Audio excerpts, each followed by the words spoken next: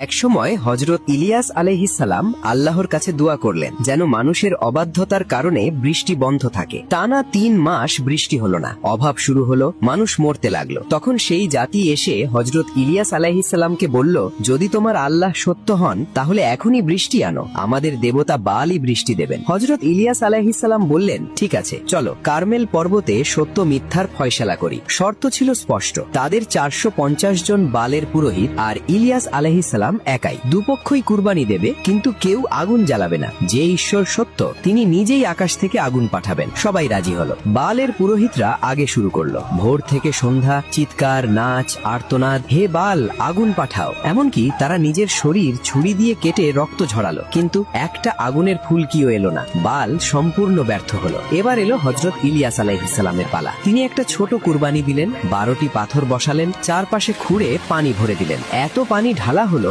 যে কুরবানিটা পুরো ডুবে গেল। তারপর তিনি শান্তভাবে দোয়া করলেন, হে আল্লাহ, আজ তোমার শক্তি প্রকাশ করো। হঠাৎ আকাশ কেঁপে উঠল, এক বিশাল আগুনের গোলা নেমে এলো। কুরবানি, কাঠ, পাথর, পানি, এমনকি মাটিও সব পুড়ে ছাই হয়ে গেল। লোকেরা চিৎকার করে উঠল, আল্লাহই সত্য ঈশ্বর। এরপর হযরত ইলিয়াস আলাইহিস সালাম পাহাড়ে উঠে আবার দোয়া করলেন। একবার, দুবার, সপ্তমবারে দূরে দেখা গেল একটা ছোট মেঘ। এরপর মুহূর্তেই আকাশ অন্ধকার হলো, মুষলধারে বৃষ্টি নামলো, শুকনো খাল ভরে গেল, মরা জমি সবুজ হয়ে উঠল।